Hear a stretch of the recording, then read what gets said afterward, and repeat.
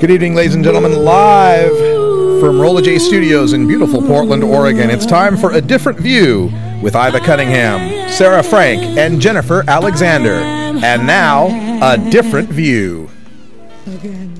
Hey everybody, you're listening to A Different View on the NORML Network at live.normal.org. We're here with Sarah Frank, Iva Cunningham, and I'm Jennifer Alexander. Live at 8 p.m. Replays are Tuesday at 2 p.m., Thursday at 8 a.m., and Saturday at 5 p.m. You can also view the video on demand at live.normal.org. You can follow us on Twitter at ADV420, like us on Facebook at A Different View, or email us at adifferentview420@gmail.com. Tonight, we're going to be talking with Lori Duckworth. She's the Executive Director of Southern Oregon NORML and Southern Oregon Cannabis Community Center down in Medford, Oregon.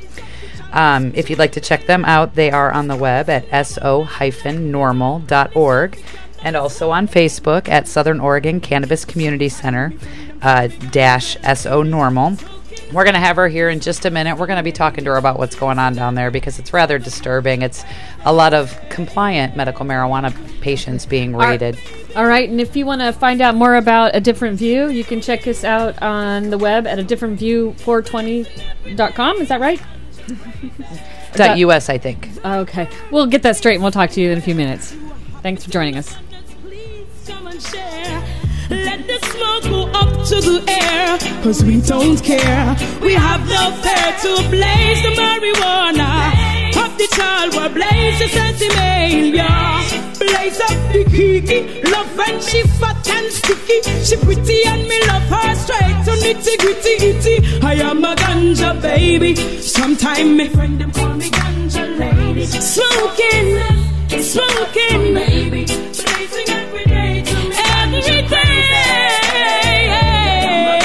Ganja baby, ganja lady. It's no bust, no maybe. Every day to me ganja crazy. She says it's the best in the north, south, the east, and the west. Relieve the stress, and no other thing can test. Give me the herb, it's good for the nerve. Helps me to observe round the corner and curve. I see Babylon try comfy mash it down. Me ganja business, them wa crash it down. Sense this, sense that, and me hash it down. With this one, me a forget ganja, come na play around.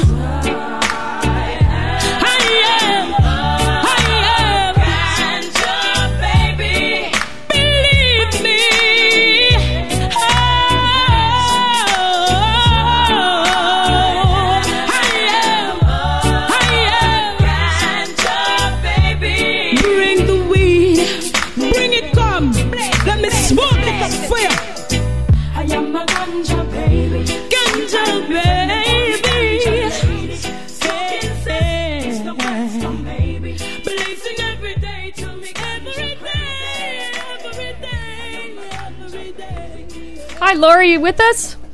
I'm with you. All right. Well, thank you so much for joining us. I've just let you know who you're talking to. Sarah Frank, from founder of Moms for Marijuana, and Jennifer Alexander, campaign manager for OCTA. And you know me, I'm Iva with Alternative Medical Choices, or sometimes known as Mrs. Radical.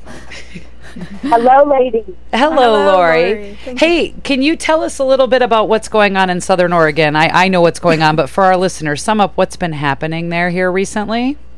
Well, just a brief update, girls. Since August 24th, Southern Oregon has experienced 5 separate federal raids on what we feel are OMMP compliant gardens. And 5 different days, right? 5 different raids altogether? 4 different dates, 5 different gardens. The plant range, the smallest garden was 60 plants, and the largest gardens were 300 plus. And these are federal agents doing the raids, right? Or is it local enforcement, or both? The only sign we've seen of local law enforcement at this point has been the local Jackson County Sheriff on gate duty, 1 car, with the exception of the most recent raid in Central Point on Table Rock Road. And there were about 4 different officers that by the time they were done with the raid and clearing out all the federal agents were on scene. We had a few more protesters at that Central Point raid, and I'm sure that they were there for crowd control. But August 24th, September 27th, October 5th, there were 2 separate raids. There was the Central Point raid, 300-plus plants, and then another raid in South Medford off of Dark Hollow Road. That was the smallest garden. That had 60 plants. And then again on October 14th. So we're really hoping we can get through just 1 week without a big raid on our grows down here. So let me ask you one other question. Have there been any arrests made? There was one arrest made October 14th at the Central Point Table Rock Garden. There was an illegal immigrant, I believe, from New Zealand on site, and he was taken into custody and will be deported as far as we've been able to find out at that point. He was not involved with any of the operations of the gardens. He was simply a visitor, an old friend that had stopped by to visit someone that was there on site. So he wasn't growing. He's not a patient. He just happened to be in the wrong place at the wrong time and is getting deported now? That's correct. Wrong place, wrong time with coming to see an old buddy. So you would think with 5 federal raids in Southern Oregon, there should be a lot of arrests. What do you think is going on? Why do you think they're not arresting people at this point? Are they just still investigating? Do you expect arrests? Well, a majority of these warrants were sealed warrants. So therefore, we don't have a whole lot of information as to what the federal agencies are looking at prior to raiding these gardens. We actually are having a forum tomorrow evening, a roundtable session with various different individuals from across the state. Leland Berger will be there, Paul Loney will be there, and we're asking those growers that were located at those sites to come and participate with us so we can change these laws and get the information out there. And where and when is that? Tomorrow, Tuesday, at what time? Tuesday at 6 p.m. at Southern Oregon NORML headquarters at 332 West 6th Street, downtown Medford, right next to the federal courthouse. Yeah. How convenient. Wonderful. So do the people that have been raided, do they get to see the warrant in a sealed warrant, or is that withheld from them as well? There's various different scenarios with the 5 raids. The Gold Hill raid, they were not allowed to see the warrant. They were not even aware there was a good warrant until later that afternoon when they were released out of their handcuffs and found the warrant laying on a table inside of one of the 4 residences. It's kind of like a quadplex where that place was, and each individual apartment out of the 4 were growers with separate gardens that were completely separated by partitions and walls from each other. So this is that like was really 4 in 1. So this is like an apartment complex kind of, and each person was growing, and each person had their own private garden. Yes, so, that is correct. But they counted it as one grow site. Is that my understanding? That's correct.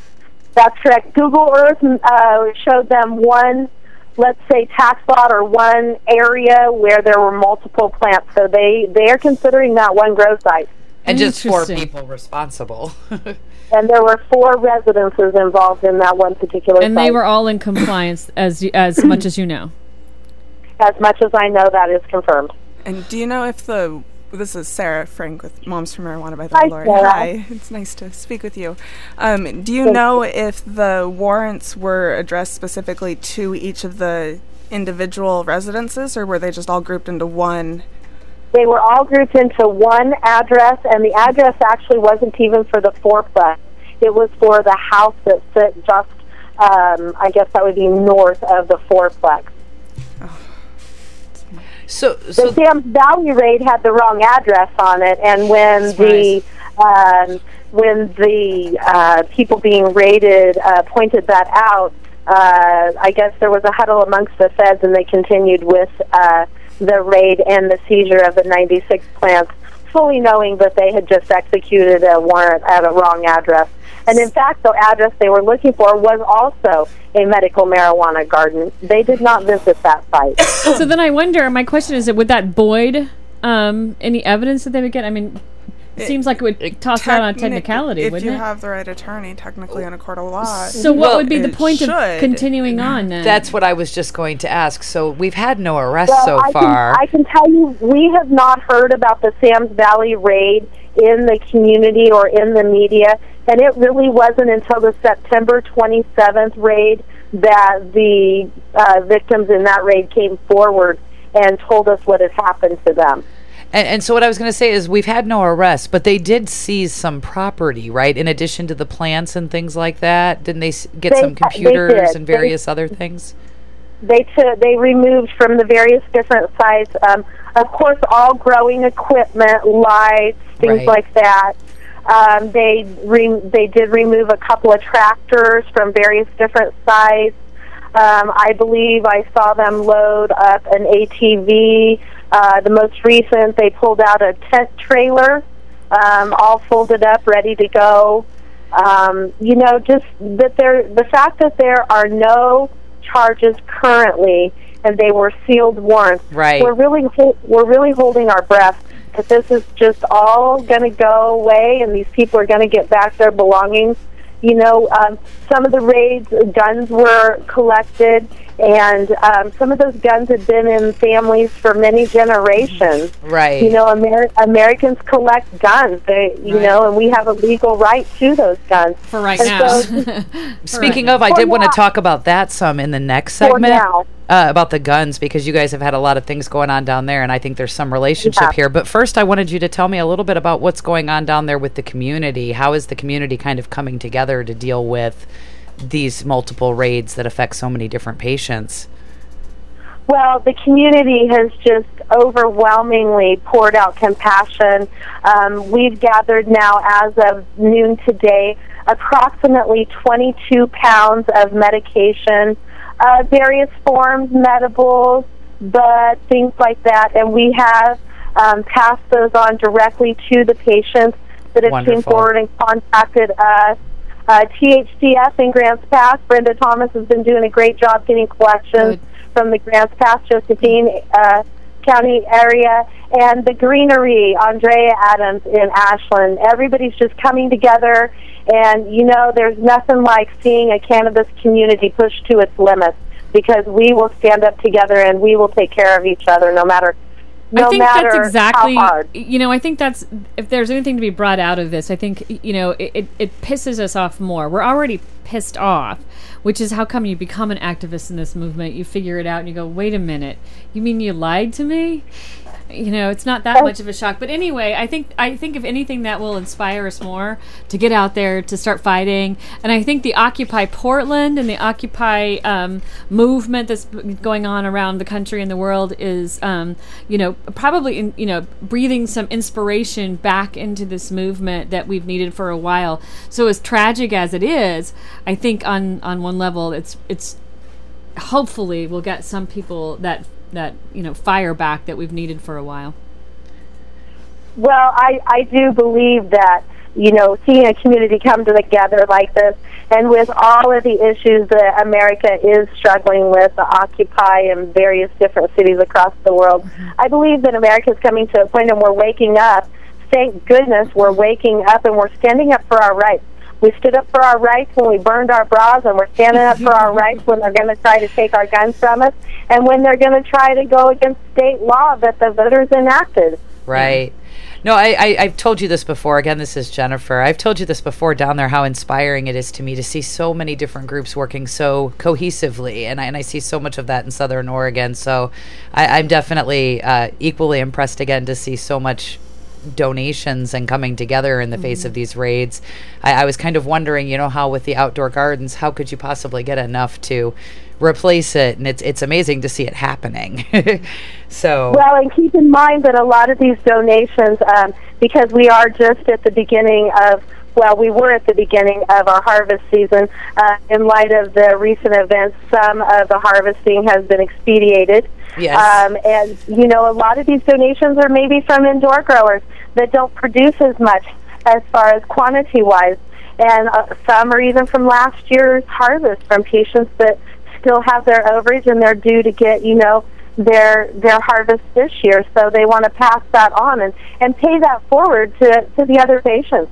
Right. So you mentioned harvest as you know, obviously outdoor gardens are being harvested now. Do you think that these raids have some timing along with harvest? Do you think that the timing of the raids and the harvest have anything to do with each other, or do you think it's just because this is blowback from, you know, or they feel like they've got like some sort of mandate because we lost a few election cycles? Well, they did lose big time in the last legislative session, and I'm sure they're not very happy with that. But as I've been telling, you know, so many of our growers that we come in contact with who are networking down here, don't grow over 100 plants, period. But and you said if you are going to do that, make sure that you're only growing 3 or 4 plants per card. Right. Stay under the limits. With their medicine, absolutely, and carry a couple extra cards. And if you're a good grower and you're willing to take lessons or coaching, you can do it. You can take care of more patients in a larger garden with your plant count per card. Mm-hmm. You mentioned that at least in one of these raids, it was only 67 plants, though, right? Like they're not 60 and even 60. Yeah, wow. So it's not even over the 100 as a lot of people believe, but even some of the quote-unquote smaller than the 99 plants, they are targeting with this. They are. There was some connection between the Central Point, Gregory Road raid and that Medford location. So we believe that that's why both of those sites were raided in the same day, at the same time, actually. So they would have been associated and therefore been over the 100 total. I see what you're saying. Okay. Yes. But it's still 60 more plants that the feds have taken. Right. And it's so much medicine for the patients. The law enforcement down there is often asking, you know, well, what do you need all this excess for? Well, because you guys keep taking it. Leave it alone. Well, they keep taking it, and you know, if you are not well educated in cannabis, if you smoke or vaporize, you use approximately twice as much than as if you, if you use medibles or you vaporize, you use twice as much than as if you smoke. Mm-hmm. And so therefore you have a larger quantity need than, say, the guy that's using the pipe or the bong. Right. And so a lot of people down here, we don't smoke. We ingest our medicine through food and through topical treatments. And it takes a heck of a lot of medicine to make a jar of cream. Yeah. A lot of people up here, especially a lot of my patients, don't smoke. They eat it, or they use the topicals. I mean, a lot of our older, older citizens, they just get a card for the salves. And, you know, to think that they don't have access to anything. Hey, Lori, we're going to cut to a break here for a minute, but when we come back, I want to talk to you some about the Second Amendment rights and the issues going on with that. So we'll be back in a minute. You are listening to A Different View with Lori Duckworth, Southern Oregon Cannabis Community Center's Executive Director, and we will be right back. When you wake to a rainy day and your love is gone, you burnt your toast and your dog ran away. This is what I say: smoke a little pot, drink a little wine, everything will be just fine. Smoke a little pot, drink a little wine, everything will be just fine.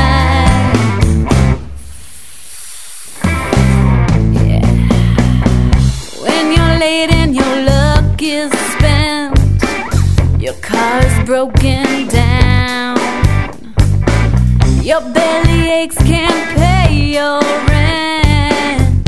Listen to my song, smoke a little pot, drink a little wine, everything will be just fine. Smoke a little pot, drink a little wine, everything will be just fine. Take life by the hand, time is short, let's live for a laugh. Imagine what we can be, releasing fear from our reality. That's why I'm telling you to smoke a little pot, drink a little wine. In today's busy world, we're inundated by advertising for all types of pharmaceuticals that come with a laundry list of potential side effects. They're medical natural alternatives to pills pushed by Big Pharma. At Alternative Medical Choices, you could choose natural, safe, and effective alternative therapies that are right for your budget without nasty side effects.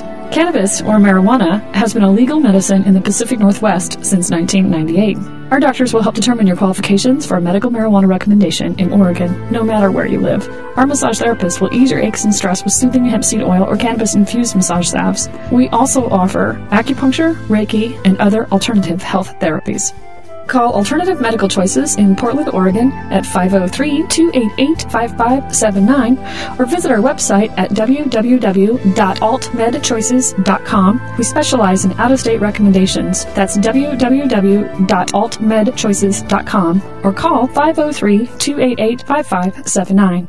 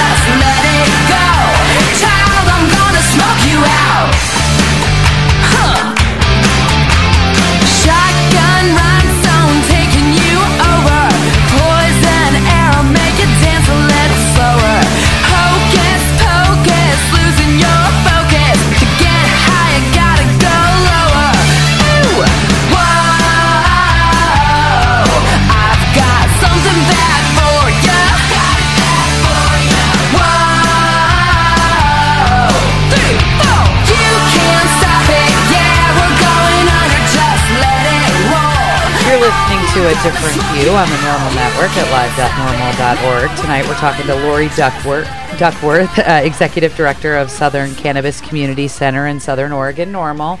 And we've been talking about the raids going on in Southern Oregon right now and how that's impacted patients. But you had also brought up the issue with the concealed handgun licenses and the Second Amendment rights. Do you want to summarize what's been going on down there with that as well?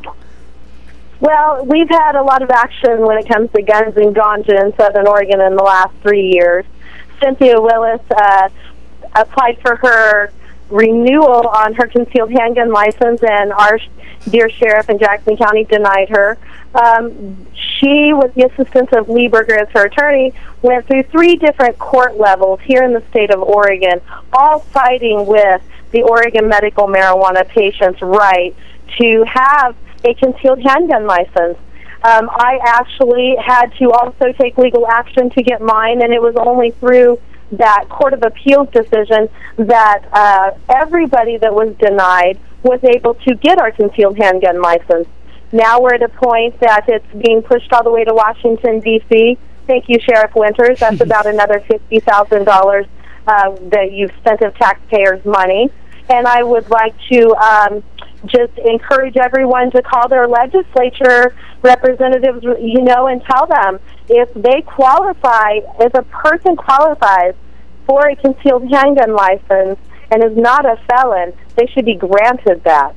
simply because of their choice of medicine, there's no reason for denial. So we're just waiting on Washington, D.C. to decide whether they're going to hear that or not, and then upon their decision, we will either retain one of two things, our OMMP status or our concealed handgun license. Right. So most recently, the Oregon Supreme Court ruled that medical marijuana patients had to be granted their license unless there was some other reason. And now it's going to the U.S. Supreme Court, the highest court. From what I understand, they're considering whether or not they're going to hear the case at this point. They have. They've asked Attorney Lelandberger to file some document with them that is kind of the first hurdle in way of them hearing that. And I do believe, because this issue has been watched all across the country, I've had people contact me as far back as New York and New Jersey that they're watching what's going on here with the gun issue. And so I do believe that they will hear this. And once again, I do believe that they're going to pull the federal card, and federal will trump state law. Right. And then the ATF just came out with that memo almost in direct response to this going to the Supreme Court, it would seem, stating that if gun dealers sold a gun to a medical marijuana patient or somebody they believed maybe a marijuana user, that they would face criminal penalties as a gun dealer. Do you think that is in direct response to this case? Well, the timing was perfect. I do believe that was in direct response. I did work with, and there was an article in the Mail Tribune out of Medford, Oregon, and I did attempt to purchase a gun from a licensed FFL shop. I did make him aware of the notice from ATF and DOJ. He was a retired Coast Guard DEA agent, and he had not seen the notice yet. Wow. So we're... Never mind. It just frustrates me because it doesn't seem like you would think that he would know that. You would think that he would be aware of that. And he's dealing these guns. Well, yeah, as the ATF points out, they didn't make any new laws. They were just reiterating and emphasizing the already existing laws. So you would think that these gun dealers would have known that. But I think everybody's come to accept marijuana as medicine as we've defined it to be. And they're looking for ways to nullify these decisions, to undo what we've done, the progress that we've made. Absolutely. I want to go back to some of the things I did for is what would drug policy forum for a lot of Oregon activists, and people on the list are always talking about our message and what we talk about and that sort of thing, and every time I hear about one of these raids, I think about all the patients that don't get their medicine. I think about, all the patients that I see on a daily basis who are just, barely making it from day to day and really do depend on the generosity of other people. And it seems to me that with all the raids and, all the other attacks from different areas, the no marketing, dispensaries and the no guns and that sort of thing. It seems like the cartels are being assisted in some way. It seems to me that the message that we should be sending out is how this helps the Mexican cartels, how this helps the unregulated market, and how it punishes the people who really just want to follow the law. And I forget who said it the other day, but I think that's exactly the framing of the conversation that we're having here. This is a win for the Mexican drug cartels. This is not a win for me and you. This is not a win for our safety. This is a win for the criminal elements that benefit from this. And way to go, DEA. Yeah. Way to go, ATF. Right. It doesn't make any sense. It seems to me that there's some very angry DEA agents or some very angry government officials or whoever. I don't know. I'm not a conspiracy theorist, but it just seems to me that this is a fruitless endeavor. They may just be naive, of thinking they're fighting the right side. That's what a lot of it is that misinformation and lies have been passed down, and these people who continue to pass them down are teachers, are educators, and it makes me think of, I just got an email recently from a woman in Idaho who rejected our school drive donations for the Boise School District. And I called her up today and I said, we're just trying to help. We collected these donations to help. And it was their policy not to accept donations from anything related to alcohol or tobacco or anything like that. But they will accept, cigarette tax money and alcohol money goes towards our schools, as well as, say if an organization such as MAD. Some sin's good. Did the same thing. Most sin's bad. Yeah. We're an educational organization, so there was no reason for her to reject it. But it's not her fault. She's rejecting this policy or trying to change what's going on. Her point because she was lied to. And somebody lied to the person who lied to her. Mm-hmm. And it's not that they know that they're passing down lies. It's that they're, trying to do what's in their what they think is good and in the best interest of everyone else. And that's what I think the DEA agents, some of them, hopefully, that they're not thinking that. Well, and I think in a way it's a little bit more than that. And Lori, maybe because you're kind of on the front lines of this, and tell me if you kind of feel this way too. When I see and I hear about these drug boys, I think, there is a vested interest in them keeping the war on drugs going. Those are people with jobs, with very big paychecks. And very big paychecks. yes, and seizing all this property, and they go into auctions, and that's a vested interest. That's a financial vested interest. And maybe they justify it by all of that, but I also think that, and I think we're naive to think that they don't want to keep their paycheck coming. I'm the agent coming in, the one who's actually breaking down the door and coming in and serving that warrant. What's his paycheck like? Is he one of these ones who's making this big paycheck off of this, or is he doing this because he's misinformed by the person who's a bit of both? Yeah, and it makes you wonder what it is. I think that this is actually very much the point, is that it is education that's needed. It's telling people the truth and getting them to be aware, and protesting is one of the ways that we do that. And Lori, I understand you guys are having a protest on Wednesday, is that correct? We are having a protest, girls, on Wednesday at noon. We'll start that protest at 332 West 6th Street, Medford. That's the headquarters again for Southern Oregon NORML. And we will march down, and we're conveniently located right downtown, just within blocks of both the federal offices, the sheriff's office, the Jackson County Jail, and the Medford Police Department. So we'll take a little tour by foot, and we'll stop in front of each of those buildings. And in front of the federal building, we'll be telling those feds to go away. That's just kind of a march around the block. What? It's just march around the block. I've been to your building. You're in such a wonderful location. You're there and ready to fight. I love it. I do too. And then we're going to stop in front of the Medford Police Department and the Jackson County Sheriff's Office, and we're going to demand that they protect the citizens of Southern Oregon that are in accordance and compliance with all laws in Oregon, not just the gun laws, not just the marijuana laws, but all laws in Southern Oregon. That's their duty. Right, they're sworn to protect the citizens of their state. And I was talking to many people today at one of the Occupy Portland meetings, and I was explaining to people that, we watch the cannabis community losing their rights, their First Amendment right with the threats on the media, their Second Amendment rights with the gun issuance, their Fourth Amendment rights from people, wanting to come in and do compliance checks just to make sure you're all... And the list goes on, and the reality is that this affects everybody, and I'm hoping that people are becoming more aware of how intrusive this is, that the medical marijuana laws aren't ensuring you're protected even when you are fully in compliance. And I definitely want to encourage any of our listeners to go down there Wednesday at noon and march with you. We need a lot of bodies doing this. So thank you. Oh.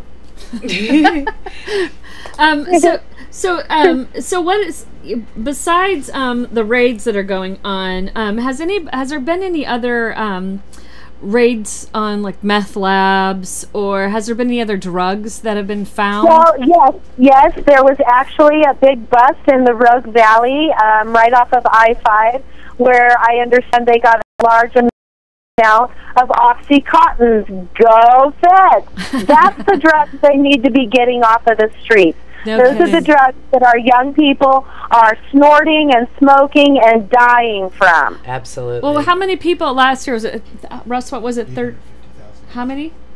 That died from proper. Were there last year? How many people died from prescription drug use? 33,000 from all prescription drugs combined. That's proper use, right? Proper use. Proper use. As as labeled. directed. As labeled. And then you want to argue with me that marijuana may kill somebody? When even if you abuse it and abuse the hell A out lot of of it, it. you're fine. You just take a nap. That's Wake right. up hungry. Eat some Cheetos, take a nap. That's right. Hey, we, Lori. we don't medicate and go out and drive 95 down the freeway. Exactly. It's our medicine, and we take it appropriately. And That's right, and we are responsible. we're talking with Lori Duckworth from Southern Oregon NORML, and this is A Different View, and we'll be right back after this break.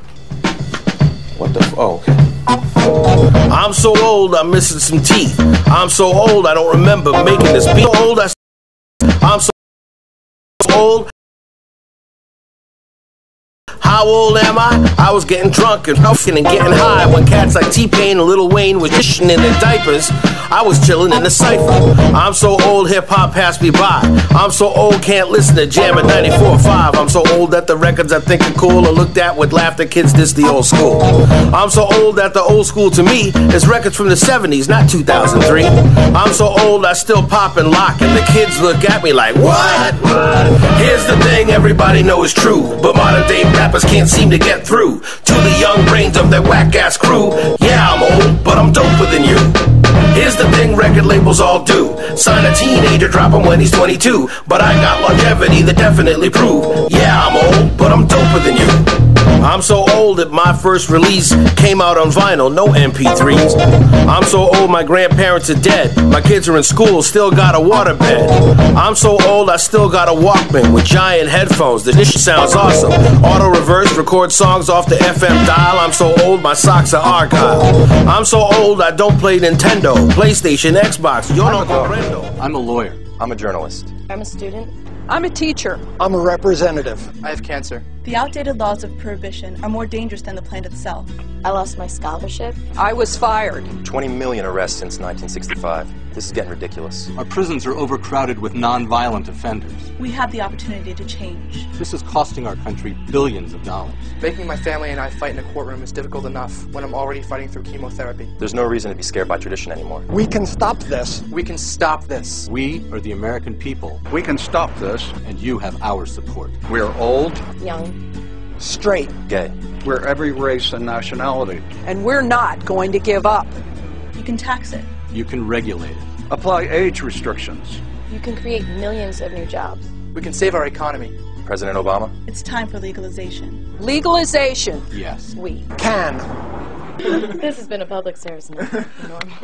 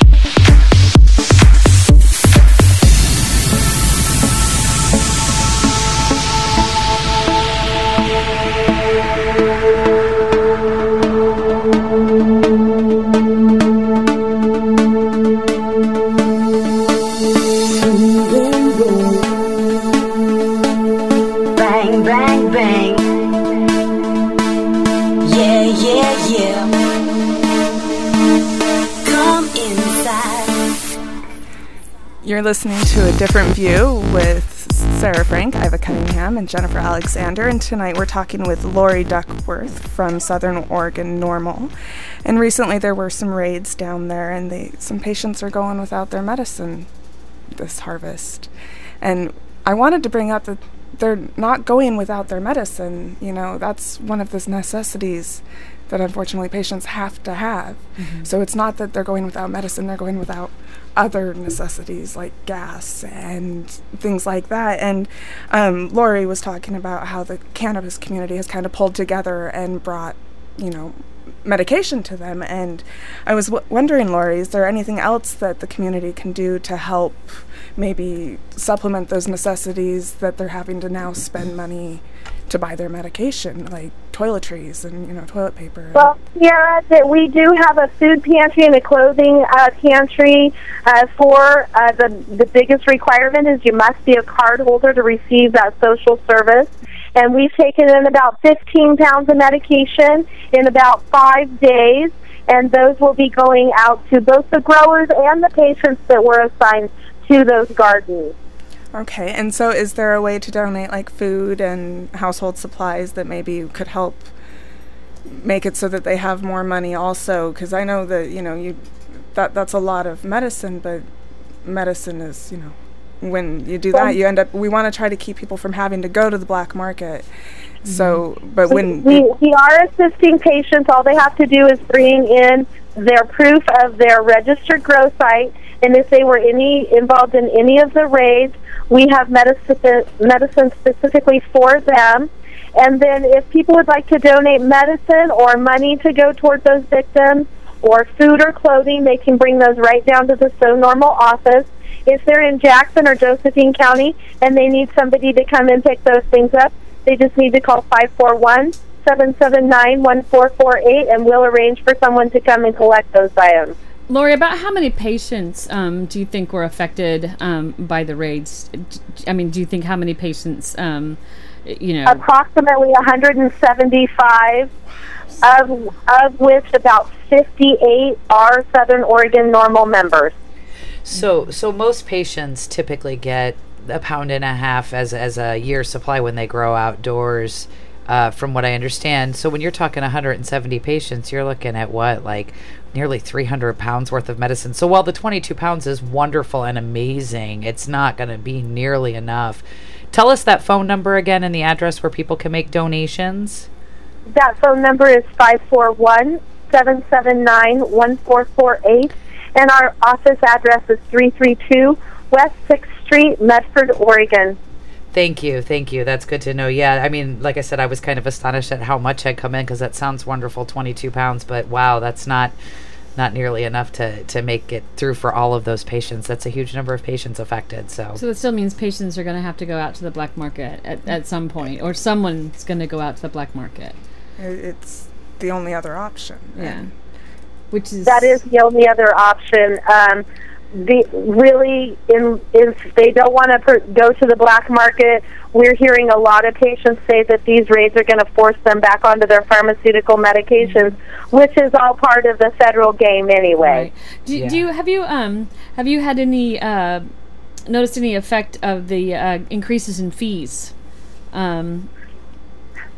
Well, we estimated that we would lose about 30% of the participants in the OMMP program when the fees increased. Mm-hmm. Now, with just the raids up until this last one, the state would have generated, with replacement card fees or change of grower fees, approximately $33,000 just from the raids alone in Southern Oregon in that short period of time. Are you saying that they take the patient's card so that they would have to then go pay for a new one? That is correct. The federal agents take all paperwork. What a racket. No kidding. Including medical documents. So let me see if I understand it right. They take their cards, then the patient Correct. has to go and pay for the card to have it replaced because they're not $100. $100. No, 200. That's correct. Replacement. If they wish to keep everything at the same location and everything the same, they simply need to pay for a replacement card. But most If they people aren't were going to do that. change the grower, they would have to change for a change of grower. Which is exactly what's going to happen. No, that is absolutely a racket. See, I quoted prior to the fee increase, Representative Tim Freeman in a conversation, saying that medical marijuana should go away. And when they weren't successful at the legislative session, this fee increase suddenly comes through. And what do you know? It's designed to make medical marijuana grow away. And if not, it's designed to turn it into a huge cash cow. They're robbing these sick and disabled patients, not just of their medicine, but of their money to get back legal again. That's just horrible. Doesn't make any sense. And they're forcing it to the black market where they're going to, that money's no longer going to benefit our society. It's going to... Which means the prices in the black market are going to go up because the risk is going to go up. And there's going to be back... now, so we're just feeding it. Again, a win for the cartels. Again, for the unregulated market. It doesn't make any sense to me why they would do something, over and over again and have the same stupid result and think that they're fooling the public. It's moronic. So, Lori... And then preach that, doing that is insanity and they need to... that ourselves, the citizens of the community, need to not do that and then go do it themselves. It's hypocritical. I think we're a little shocked. None of us realized that they were taking the cards and then, basically robbing of that extra $150 on top of all of the obvious penalties that come with this. But so tell me, what's the message? What's the message to the protest? You guys are going to be protesting in front of all of these, the federal building. What is the message you want them to get from that protest? I would like the message to be a twofold message. The first part is DEA go away, and the second fold would be state law enforcement officials protect us now. Right. We want protection. We should be protected. We pay to be on the program. We go through all of the many steps to get our recommendations signed by doctors that are acceptable to sign those. We pay our fees to be good citizens, to get on a list, to be rated. We're no longer the land of the free and home of the brave. We are land of the fees and home of the raids. Yeah, that's actually a terrific way of saying it. I think a few signs saying we support the DEA supports the cartel and keeping that message strong, but also not shying away from the DEA or the state now costs me $150 on top of of the other fees, making a point of that and driving that home. It just sounds to me like the state has now become, Guido, and he's going to come and he's not only going to take your medicine so he can, deal with what he wants to with it, but now the state's in on the action because they're going to get a cut too. They're going to get their extra $150 on top of that. This is just like, this is a win for all of them. It's keeping this whole issue in chaos. It's squeezing. Well, I think it's oppression at its finest.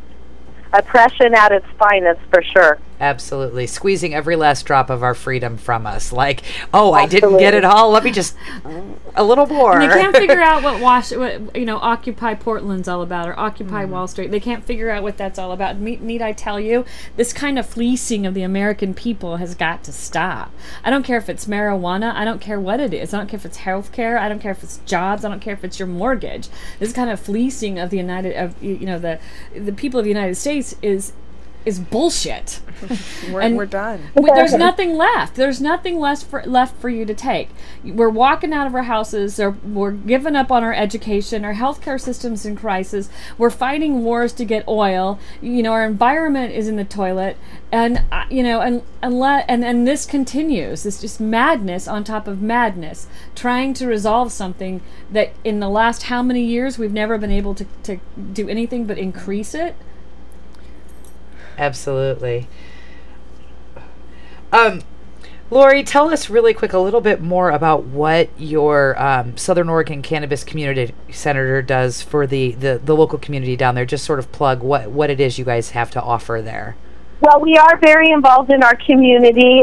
We have an annual Thanksgiving dinner that we help serve Thanksgiving dinner at, and the last 2 years we've cooked up to 12 turkeys, our organization, as well as serving. And then we have a stretch of I-5 there between South Medford and Phoenix that we do litter pickup on, as well as having our food bank and our clothing closet that benefit our community. And then we're very involved with children in our community. We support the Venue Community Center, which has a great boxing for youth, and we're just very involved, and we definitely believe in paying it forward and leading by example. And correct me if I'm wrong, but I'm pretty sure you have all 3 of the different petitions going on around the state now. We have them all, and we're encouraging everyone to sign all of them. And if anyone needs any further information, please feel free to contact us at our office. And they can come down to your location to sign as well, right? Absolutely. Monday Wonderful. through Friday, 10 to 6, with the exception of Wednesdays. We close at 5. Well, Lori, thank you so much for being on our show. We're going to take another break, and then when we come back, we're going to have a final thought on, discuss all the issues and talk a little bit more about what the show will be for next week, what you can expect for next week's show. If you want to stick around for that, that would be great. We'd like to talk talk a little bit more about what's going on down there, but we'll be back in a couple minutes. Thanks.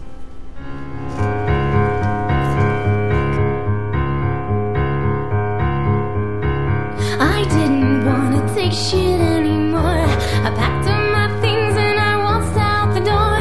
They didn't believe me and blamed my psychiatry, a cocktail for schizophrenics. What they gave me, can you blame me? And it fucked me so much I killed ducks in the park, and they gave me free money for going too far. I visited my friend who's a bit Julius, and I fight for the crazy kids. We finally have free time. We destroy ourselves as they use psychobabble. You weren't born with this, tell your mother what you did. That's okay, kid, you gotta let the train go around with one pill. They get lost in 72 to come down. That's okay, kid, you gotta let the train go around with one pill. They get lost.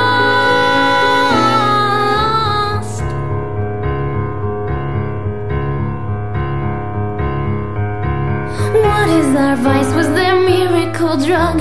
The cure is the cause, and we're living proof of. Guess I never learned what respecting myself means. I just assumed it meant try and feel everything.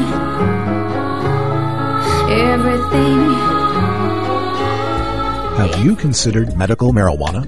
Double-blind, peer-reviewed studies have found cannabinoid therapies to be successful in treating the symptoms of Alzheimer's disease and Gehrig's diabetes mellitus, dystonia, fibromyalgia, GI disorders, hepatitis C, HIV/AIDS, hypertension, incontinence, MRSA, multiple sclerosis, osteoporosis, pruritus, rheumatoid arthritis, sleep apnea, and Tourette's syndrome, as well as anecdotal evidence suggesting relief from anxiety, depression, and post-traumatic stress, plus reduction in the need for narcotic painkillers. Side effects of medical marijuana can include euphoria, relaxation, anxiety, panic reactions, paranoia, tachycardia, dry eyes, dry mouth, concentration and reaction time impairment, appetite increase, and in 37 states, arrest and incarceration. But medical marijuana is non-toxic and cannot cause overdose. Medical marijuana. It's not for everyone, but ask your doctor if medical marijuana may be right for you.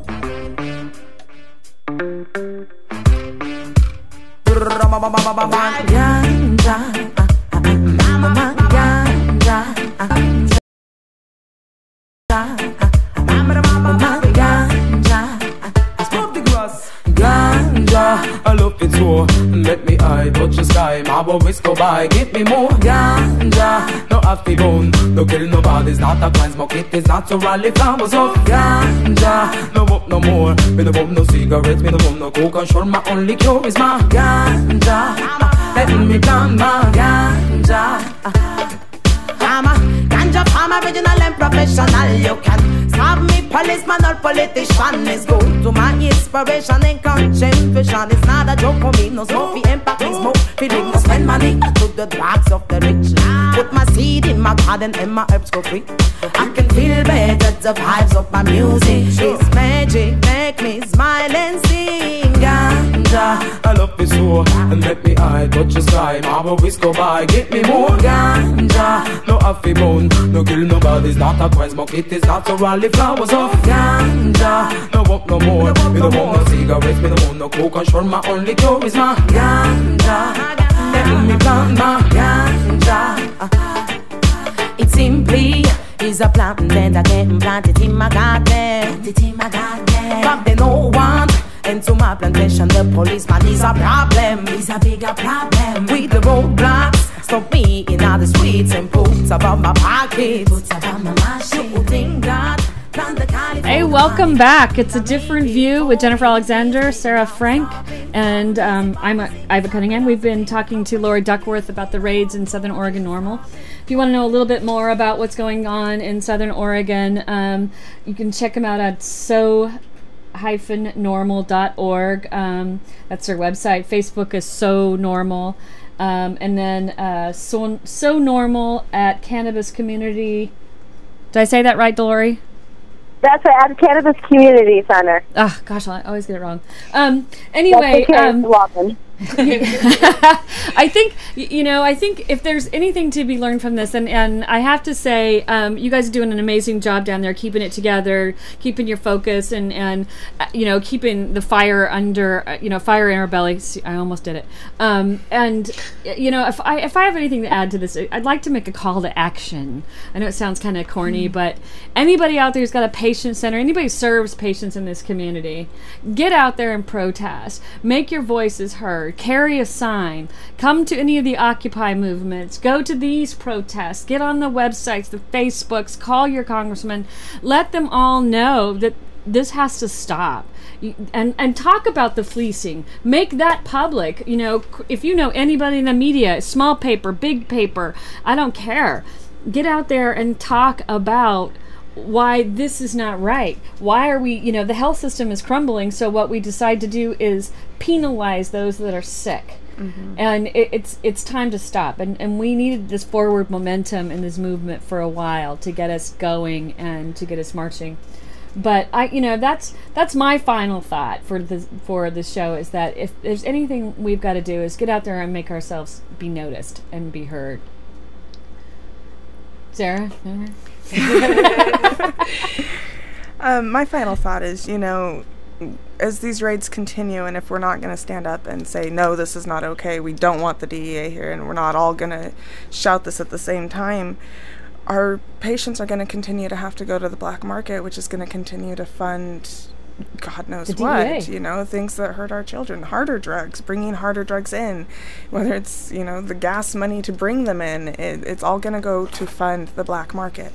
And our schools are losing money, and our healthcare system's falling apart, and we need this money. We need cannabis for us. We need this industry to survive. Right. And we really need a boost. And even if it's not going to solve all of our problems, we need to at least talk about it. And it's a step in the right direction. Option, make it an option. Mm-hmm. And yeah. And my final thought on this would be what I've been saying for a while here.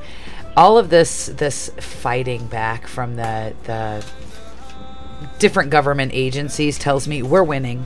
We're winning. They came out with Reefer Madness when marijuana and hemp were progressing into more mainstream and set it back. And every step of the way, as we begin to progress, we see this blowback to knock us back when we're succeeding. So right now is the time that everybody does need to get out there and get involved, because they know that we're about to hit that tipping point. I mean, even today we got a 50% Gallup poll. We're winning, guys.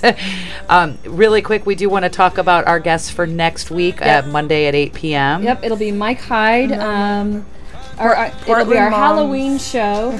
Portland Moms for Marijuana will be next week. And then our Halloween show will be with Mike Hyde. And if you don't know who Mike Hyde is, You can check out CashHydeFoundation.com.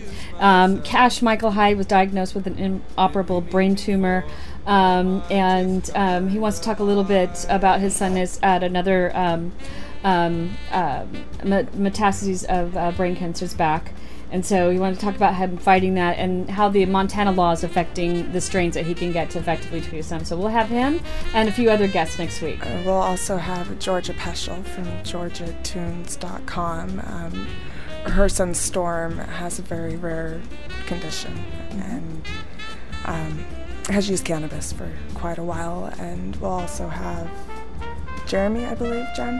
Is that? Yes, Jeremy Eccles as well, who's dealing with another child with medical marijuana. And we'll have more details about that on that Halloween show. Next week, we'll have Moms for Marijuana. And thank you for tuning in at live.normal.org. You're listening to A Different View. See you next Monday at 8 p.m. Good night, everybody. Good night. Coming up next on the Normal Network, it's an hour of our favorite tracks from Normal.